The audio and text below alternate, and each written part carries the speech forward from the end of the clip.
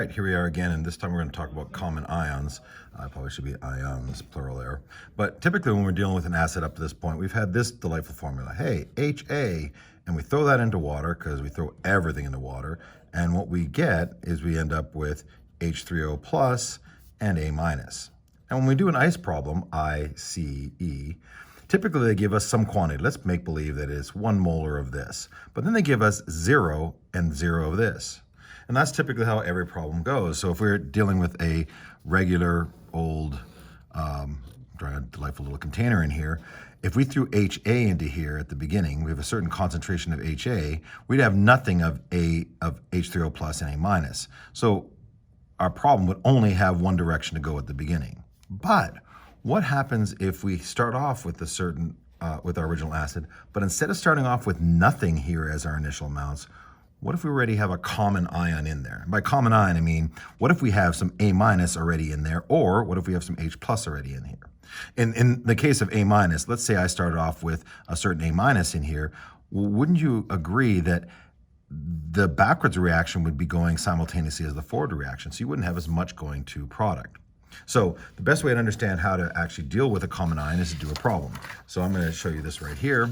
This is a problem taken from our book, and a well-known weak acid, which is HF. And I'm going to just put this down here. We have HF, and if we throw HF into water, I'm just going to write the equation out because that's the best place to start. If we throw that into water, we're going to end up with H3O plus, and we're going to end up with F minus. All of us feel pretty comfortable with that, yeah? But what we need to be aware of here is this. In this particular problem, they're saying, hey, normally when we put HF into water, we're going to end up with percent dissociation of 2.7%. So only 2.7% of this HF is going to end up forming H3O plus and F minus. The rest of it's going to just sit. So what we want to do right now is we want to say, well, what would happen instead if we threw in NaF as well? Now, here's the grand trick. If we take a look at NaF, we talked about acid and base salts a little bit ago. If you look at NaF, this is a neutral portion of the salt. It does nothing. But F minus, this is a weak base. Another way of saying it is that this is just a spectator. So when they say that they're throwing in 1.0 molar NaF, another way of saying that would just simply be saying, oh yeah, I'm throwing in 1.0 molar F minus. And that makes a little more sense because if we take a look at our overall equation here, and I'm going to write on the side what my Ka is because I always like to do that in a problem, I would be able to go Ka is equal to H3O plus all times F minus, yeah? And it's going to be all over HF. That's our go-to here. Now, we do know what the Ka is for this problem because it tells us right here that the Ka is equal to 7.2 times 10 to the negative 4. But if we go to our ICE problem like we normally would, ICE, initially in this problem, they're giving us 1.0 molar of the HF. But now they're giving us 1.0 molar of NaF, and what we really know is that that's the same thing as saying 1.0 molar F minus. So what I'm going to have is I have 0 of this, and now I have 1.0 molar of this. Now the question is, what's going to happen with the change in this here? Now, you can go about this a couple of ways here, but typically, even if we have something over on this side, we tend to go from left to right. So we're going to say, hey, we're going to lose X here, we're going to gain X here, and we're going to gain X here, and that's because it's a 1-to-1-to-1 ratio. And then our equilibrium wouldn't be 1.0 minus X, here would be X, and here would be 1.0 plus X, and that's kind of a neat thing.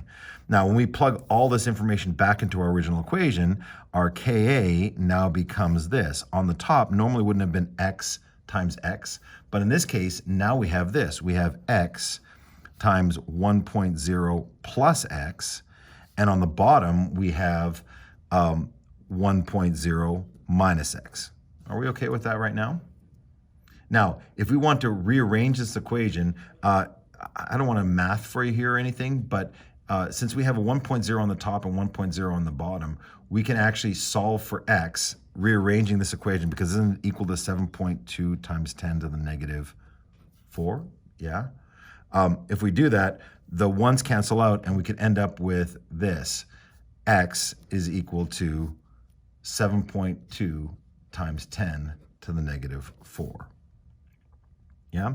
If that's our X value and we want to see compare it to the original amount that we had. And again, if you have your calculator, fancy calculator, you could punch in to solve for this. Or you could even make this statement here, make this go to 0 if you wanted to. And then this go to 0. And then essentially what you have, and that's essentially what we're doing here. We're going to do 5% rule on both of these. If you're wondering how we got this, 5% rule says this is not very big. If x is not very big to 1.0 here, then x is being added is not going to be very big to 1.0 here. So if you do the math on it, you'll end up with x times 1.0 divided by 1.0. And I hate to do the math for you on that, but that's the same thing as saying x is equal to 7.2 times 10 to the negative 4. But what else is important on that is you need to say that x is equal to our H plus concentration, probably better to say is equal to our H3O plus concentration, which then allows us, if we want to calculate our pH. And I don't know if they asked us to solve for the pH in this problem, but they said to calculate the H plus and the percent dissociation. So we know our H plus is going to be 7.2 times 10 to the negative 4. But then the percent dissociation, it's always taking whatever we lost, so in this case here, and dividing it by what our original was. So when we go 7.2 times 10 to the negative 4, all divided by 1.0. Now, those of you who are mathematical geniuses, incidentally, we do multiply that by 100 to get to our percent dissociation. Do you realize that if you're dividing by 1, I'm pretty sure that's going to give you the same number that you had before. And if you then multiply by 100, this is going to become 0.072%. Now, if you take a look at this, 0.072, and I wrote really not very great here. Take a look what the percent dissociation was originally with HF.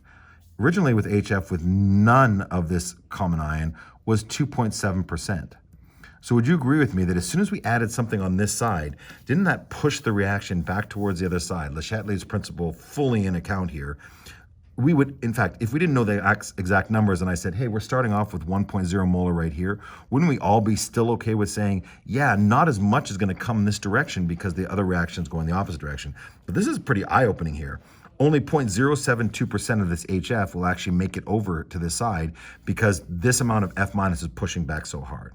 So that is a crash course in the common ion effect. The next video will be on how we deal with buffers.